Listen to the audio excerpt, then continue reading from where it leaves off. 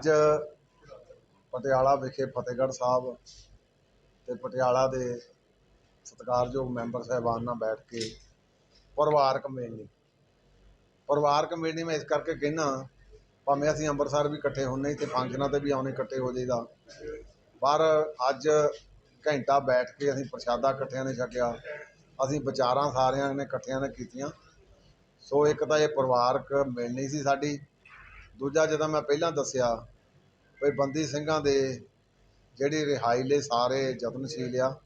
ਸ਼੍ਰੋਮਣੀ ਗੁਰਦੁਆਰਾ ਪ੍ਰਬੰਧਕ committee ਨੇ ਮੈਂ ਇਕੱਲੇ ਮੈਂਬਰ ਸਾਹਿਬਾਨ ਤੋਂ ਇਹਨਾਂ ਦੀਆਂ ਵਿਚਾਰਾਂ ਵੀ ਸੁਣੀਆਂ ਤੇ ਉਹਦੇ ਲਈ ਆਏ ਸੀ ਵੀ ਆਪਾਂ ਗਾਂ ਫਰਦਰ ਕੋਰਸ ਆਫ ਐਕਸ਼ਨ ਜਿਹੜਾ ਆ ਉਹ ਆਪਾਂ ਕੇਸ ਤੇ ਚੱਲਣਾ। ਸੋ ਇਹਨਾਂ ਨੇ ਆਪਣੇ ਵਿਚਾਰ ਵਡਮੁੱਲੇ ਦਿੱਤੇ ਆ, ਜਿਨ੍ਹਾਂ ਦਾ ਖੁਲਾਸਾ ਫਿਰ ਵੱਡੀ ਮੀਟਿੰਗ ਕਰਕੇ ਕਿਤੇ ਅੰਮ੍ਰਿਤਸਰ ਕੀਤਾ ਜਾਏਗਾ। ਦੇਖੋ, ਲੀਗਲ ਐਕਸ਼ਨ ਦੇ ਵਿੱਚ ਇੱਕ ਨੁਕਸਾਨ ਹੋ ਜਾਂਦਾ। ਸਰਦਾਰ ਰਾਜੋਆਣੇ ਦੀ ਪਟੀਸ਼ਨ ਅਸੀਂ 19 ਦੀ ਪਾਈ ਆ, ਉਹਦੀ ਭੈਣ ਜਿਹੜੀ ਉਹਦੀ ਪੈਰਵੀ ਕਰਦੀ ਆ। 3 ਸਾਲ ਹੋ ਗਏ ਜਦੋਂ ਵੀ ਚੋਣ ਆਪਣੇ ਹੁੰਦੀ, ਡੇਟ ਆਫ ਹੀਅਰਿੰਗ, ਪਹਿਲਾਂ ਤਾਂ ਫਿਜ਼ੀਕਲ ਹੁੰਦੀ ਨਾ ਸੀ, ਉਹਦੀ ਅਪੀਅਰੈਂਸ ਨਾ ਸੀ ਹੁੰਦੀ। ਹੁਣ ਕੋਵਿਡ ਤੋਂ ਬਾਅਦ ਹੋਈ ਆ ਤੇ ਹਰੇਕ ਤਰੀਕ ਤੇ ਉੱਤੇ ਯੂਨੀਅਨ ਆਫ ਇੰਡੀਆ ਨੂੰ ਸੁਪਰੀਮ ਕੋਰਟ ਝਾੜਾ ਪਾਉਂਦੀ ਆ ਵੀ ਤੁਸੀਂ ਜੋ ਕੁਝ ਕਰਨਾ ਕਰੋ। ਉਹ ਕਹਿੰਦਾ ਮੈਨੂੰ ਚਾਹੇ ਤੁਸੀਂ ਜੋ ਕਰਨਾ ਕਰੋ ਜਾਂ ਵੀ ਮੈਨੂੰ ਇੱਕ ਪਾਸੇ ਕਰ ਦਿਓ। ਉਹ ਫਿਰ ਲੀਗਲ ਇੰਪਲੀਕੇਸ਼ਨ, ਫਿਰ ਮੈਟਰ ਸਬ ਜੁਡਿਸ ਹੋ ਜਾਂਦਾ। ਫਿਰ ਅਗਲੇ ਕਹਿੰਦੇ ਜੀ ਹੁਣ ਕੋਰਟਾਂ 'ਚ ਤੁਸੀਂ ਚੱਲ ਗਏ, ਹੁਣ ਆਪ ਹੀ ਕੋਰਟਾਂ ਦੇ ਵਿੱਚੋਂ ਫੈਸਲਾ ਕਰਾਓ। 2 ਭਰਾਵਾਂ ਦਾ ਝਗੜਾ ਹੋਵੇ, 57 ਪੁਲਿਸ ਕਰ ਦਿੰਦੀ ਆ ਤੇ ਉਹ ਕਹਿੰਦੇ ਜੀ ਜ਼ਮੀਨ ਦੀ ਵੰਡ, ਉਹ ਕਹਿੰਦੇ ਹੁਣ ਕੋਰਟਾਂ 'ਚੋਂ ਕਰਾਓ। ਤੇ ਇਸ ਕਰਕੇ ਕੋਰਟਾਂ 'ਚ ਜਾਣ ਦਾ ਫਾਇਦਾ ਵੀ ਕਈ ਵਾਰੀ ਹੋ ਜਾਂਦਾ, ਨੁਕਸਾਨ ਵੀ ਹੋ ਜਾਂਦਾ। ਭੁੱਲਰ ਸਾਹਿਬ ਦੀ ਪਟੀਸ਼ਨ ਕੋਰਟ 'ਚ ਪਈ ਆ, ਕੋਈ ਫੈਸਲਾ ਨਹੀਂ। ਖੇੜਾ ਸਰਦਾਰ ਗੁਰਦੀਪ ਸਿੰਘ ਬਾਈਪਾਸ ਵੀ ਹੋ ਗਈ, ਉਹ ਵਿਚਾਰਾ ਫਿਰ ਉੱਥੇ, ਫਿਰ ਉਹਦਾ 33 ਸਾਲ ਦੇ ਵਿੱਚ ਉਹ ਤਿਹਾੜ ਜੇਲ੍ਹ ਦੇ ਵਿੱਚ ਰਿਹਾ, ਲੰਬੜਦਾਰ ਰਿਹਾ ਉੱਥੇ ਜੇਲ੍ਹ ਦੇ ਵਿੱਚ। ਲੰਬੜਦਾਰ ਤੁਹਾਨੂੰ ਪਤਾ ਉਸ ਬੰਦੇ ਨੂੰ ਬਣਾਉਂਦੇ ਜਿਹੜਾ ਗੁੱਡ ਕਰੈਕਟਰ ਹੋਵੇ। ਸੋ ਮੇਰਾ ਭਾਵ ਸਾਡੇ ਤੇ ਤਾਂ ਕਾਨੂੰਨ ਹੀ ਸ਼ਾਇਦ ਕਿੱਦਾਂ ਦੇ ਹੋਰ ਲਾਗੂ ਹੋਈ ਜਾਂਦੇ ਆ।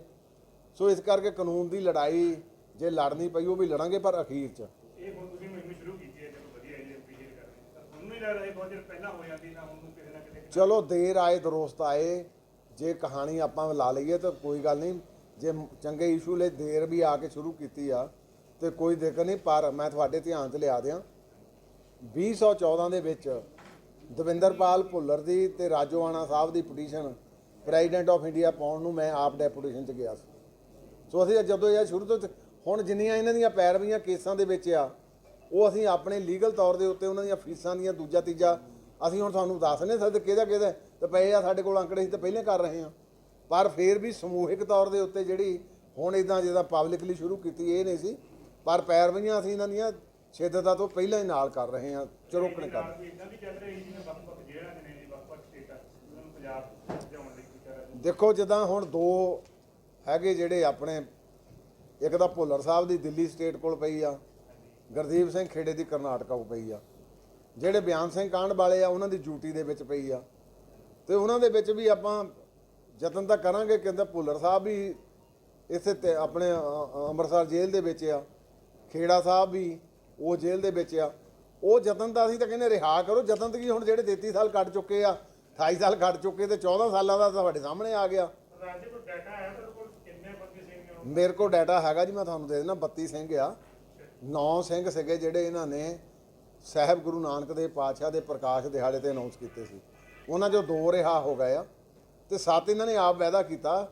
ਦੇਖੋ, ਮੋਦੀ ਸਾਹਿਬ ਤੋਂ ਸਾਨੂੰ ਆਸ ਵੀ ਸੀ ਵੀ ਦਿੱਲੀ ਦੀ ਨਸਲਕੁਸ਼ੀ ਸਿੱਖਾਂ ਦੇ ਵਿੱਚ ਇਹਨਾਂ ਨੇ ਯੋਗਦਾਨ ਪਾਇਆ, ਉਹ ਲੋਕਾਂ ਨੂੰ ਥੋੜ੍ਹਾ ਬਹੁਤਾ ਮਲਮ ਲੱਗੀ।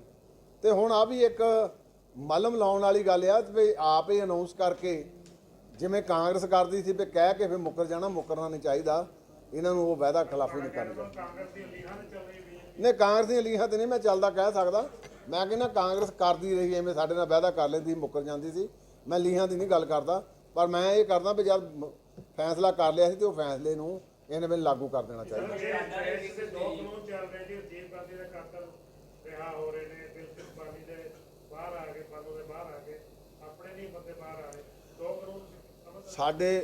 ਸਾਡੇ ਰੋਣਾ ਹੀ ਇਹ ਰਹਿ ਗਿਆ ਵੀ ਬਿਲਕਿਸ ਮਾਨੋ ਜਿਹੜਾ ਸੁਪਰੀਮ ਕੋਰਟ ਦਾ ਲਾਅ ਆ ਵੀ ਮਰਡਰ ਦੇ ਵਿੱਚ ਜਾਂ ਤੁਸੀਂ ਰੇਪ ਦੇ ਵਿੱਚ ਰਿਲੈਕਸੇਸ਼ਨ ਕੀ ਦੇਣੀ ਕਿ ਨਹੀਂ ਦੇਣੀ, ਜਿਹੜੀ ਗੱਲ ਸਾਡੀ ਹੁਣ ਫਸਾ ਕੇ ਬੈਠੇ ਆ। ਤੇ ਜੇ ਯਾਰੋ ਉਹਨਾਂ ਨੂੰ ਦੇ ਸਕਦੇ ਆ 11 ਬੰਦੇ ਜਿਹੜੇ ਉਮਰ ਕੈਦ ਹੋਈ CBI ਕੋਰਟ ਤੋਂ, ਉਹ ਅੱਜ ਰਿਹਾ ਹੋ ਗਏ। ਅੱਜ ਰਾਜੀਵ ਗਾਂਧੀ ਵਾਲਾ 31 ਸਾਲਾਂ ਬਾਅਦ ਰਿਹਾ ਹੋ ਗਿਆ। ਤੇ ਸਾਡੇ ਲਈ ਵਿਚਾਰਧਾਰਾ ਕਿਹੜੀ, ਸਾਡੇ ਸਿਸਟਮ ਕਿਹੜਾ ਆ?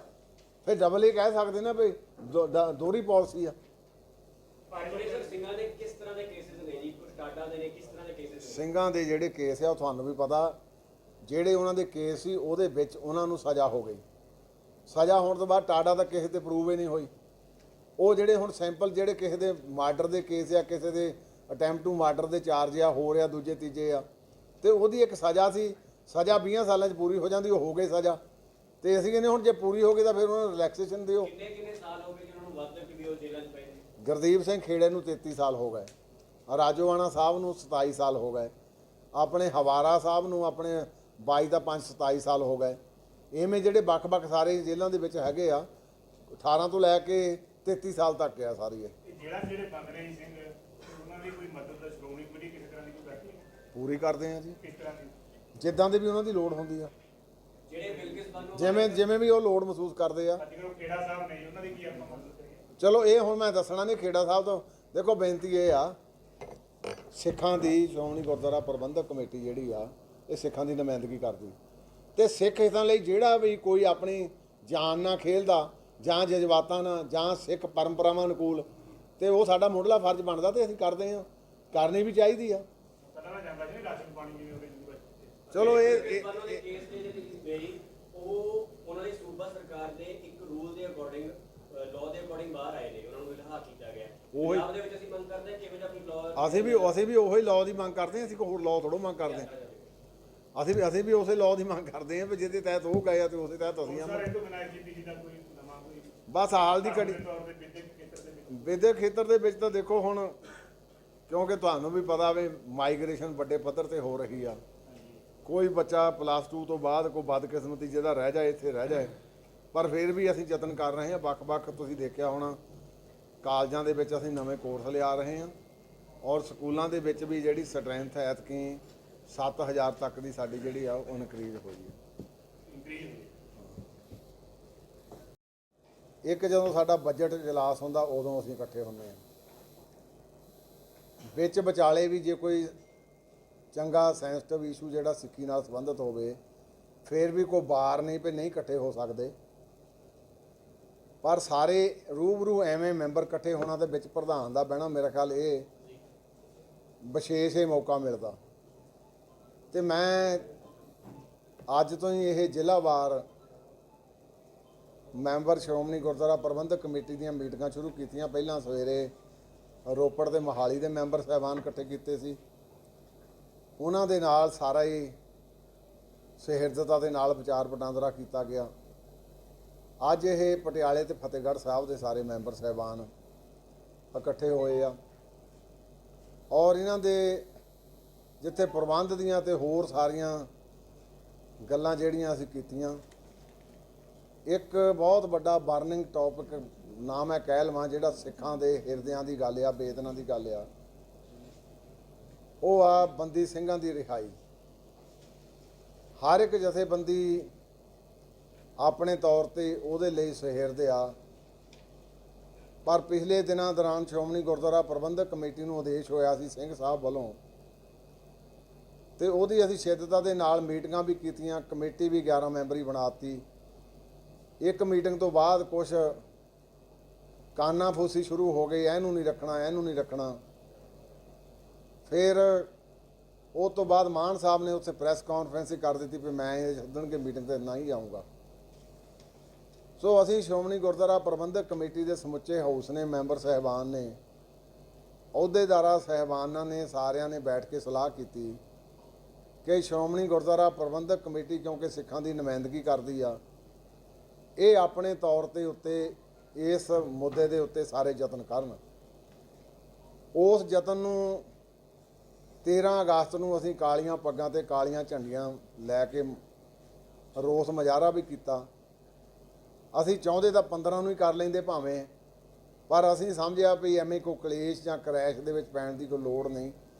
ਅਸੀਂ ਉਹ 13 ਤਰੀਕ ਸੈਚਰਡੇ ਨੂੰ ਵੱਡੇ ਪੱਧਰ ਤੇ ਸਾਰਿਆਂ ਹੈੱਡਕੁਆਟਰ ਤੇ ਮੁਜ਼ਾਹਰਾ ਕੀਤਾ।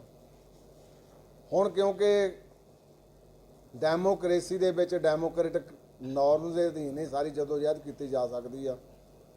ਹੁਣ ਮੈਂ ਇਹਨਾਂ ਨਾਲ ਬੈਠ ਕੇ ਸਾਰੀ ਵਿਚਾਰ ਕੀਤੀ ਆ। ਉਹ ਹੁਣ ਹੌਲੀ ਹੌਲੀ ਸਾਰਿਆਂ ਜ਼ਿਲ੍ਹਿਆਂ ਤੋਂ ਵਿਚਾਰ ਲੈ ਕੇ ਫਿਰ ਇੱਕ ਵੱਡਾ ਇਕੱਠ ਸ਼੍ਰੋਮਣੀ ਗੁਰਦੁਆਰੇ ਪ੍ਰਬੰਧਕ ਕਮੇਟੀ ਦੇ ਮੈਂਬਰ ਸਾਹਿਬਾਨ ਦਾ ਇੱਕ ਹਾਊਸ ਦੇ ਰੂਪ ਵਿੱਚ ਸੱਦਾਂਗੇ। ਉਹ ਫਿਰ ਉੱਥੇ ਬੈਠ ਕੇ ਸਮੁੱਚੇ ਤੌਰ ਤੇ ਫਿਰ ਜਿਹੜਾ ਵੱਡਾ ਫੈਸਲਾ ਉਹ ਉੱਥੇ ਅੰਮ੍ਰਿਤਸਰੋਂ ਫਿਰ ਅਨਾਉਂਸ ਹੋਊਗਾ। ਸੋ ਇਹਨਾਂ ਨਾਲ ਗੰਭੀਰਤਾ ਦੇ ਨਾਲ ਸਾਰੀਆਂ ਅੱਜ ਵਿਚਾਰਾਂ ਵੱਖ-ਵੱਖ ਪੱਖਾਂ ਤੇ ਹੋਈਆਂ।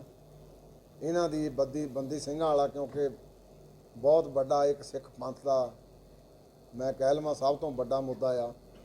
ਉਹਦੇ ਬਾਰੇ ਵੀ ਨਹੀਂ ਆਪਦੀਆਂ ਰਾਇਆਂ ਦਿੱਤੀਆਂ ਸਾਰਿਆਂ ਨੇ। ਸੋ ਉਹ ਰਾਇਆਂ ਦੇ ਤਹਿਤ ਹੀ ਸਾਰੇ ਜ਼ਿਲ੍ਹਿਆਂ ਦੇ ਸਾਰਿਆਂ ਮੈਂਬਰ ਸਾਹਿਬਾਨਾਂ ਨੂੰ ਮਿਲ ਕੇ ਤੇ ਫਿਰ ਉਹਦਾ ਕੋਈ ਅਗਲਾ ਫੈਸਲਾ ਲਵਾਂਗੇ। ਸੋ ਦੂਜੀ ਗੱਲ ਆ ਭਈ ਆ ਜਿੱਦਾਂ ਹੁਣ ਪਰਿਵਾਰ ਕਰਕੇ ਬੈਠੇ ਇਦਾਂ ਸਾਨੂੰ ਘੱਟ ਸਮਾਂ ਮਿਲਦਾ। ਭਾਵੇਂ ਚਲੇ ਅੰਮ੍ਰਿਤਸਰ ਵੀ ਇਹ ਜਾਂਦੇ ਆ, ਮੈਂ ਵੀ ਇਹਨਾਂ ਕੋਲ ਆਉਂਦਾ ਜਾਂਦਾ ਰਹਿਣਾ, ਪਰ ਸਮਾਗਮਾਂ ਦੇ ਵਿੱਚ ਮਿਲਦੇ ਆ। ਪਰ ਅੱਜ ਜਿਹੜੇ ਸਾਡੇ ਤਕਰੀਬਨ ਘੰਟਾ ਅਸੀਂ ਬੈਠ ਕੇ ਆਪਣੇ ਸਾਰੇ ਹਿਰਦੇ ਦੀਆਂ ਗੱਲਾਂ ਇੱਕ ਦੂਜੇ ਦੇ ਨਾਲ ਸਾਂਝੀਆਂ ਕੀਤੀਆਂ, ਇਹ ਵੀ ਮੈਂ ਸਮਝਦਾ ਪਈ ਕਿਉਂਕਿ 2 ਵਾਰੀ ਇਕੱਠੇ ਹੋਣ ਨਾਲੋਂ 3 ਵਾਰੀ 4 ਵਾਰੀ ਵੀ ਇਕੱਠੇ ਹੋ ਲਾ, ਪਰ ਅੱਜ ਪਰਿਵਾਰ ਦੇ ਤੌਰ ਤੇ ਬੈਠੇ ਆ। ਸੋ ਇਹ ਸਾਡਾ ਅੱਜ ਦਾ ਮੇਨ ਮਕਸਦ ਸੀਗਾ ਵੀ ਆਉਂਦੇ ਸਮੇਂ ਦੇ ਵਿੱਚ ਫਿਰ ਸ਼੍ਰੋਮਣੀ ਕਮੇਟੀ ਨੇ ਫਰਦਰ ਕੋਰਸ ਆਫ ਐਕਸ਼ਨ ਆਪਾਂ ਕੀ ਲਾਈਨ ਲੈਣੀ ਆ, ਉਹ ਮੈਂ ਵਿਚਾਰਾਂ ਲੈ ਰਿਹਾ। ਫਿਰ ਉਹਦਾ ਫੈਸਲਾ ਅੰਤ ਦੇ ਵਿੱਚ ਫਿਰ ਸਾਰਿਆਂ ਤੋਂ ਰਿਆਂ ਲੈ ਕੇ ਫਿਰ ਸਮੁੱਚਾ ਹਾਊਸ ਹੀ ਕਰੂਗਾ ਉਹਦਾ।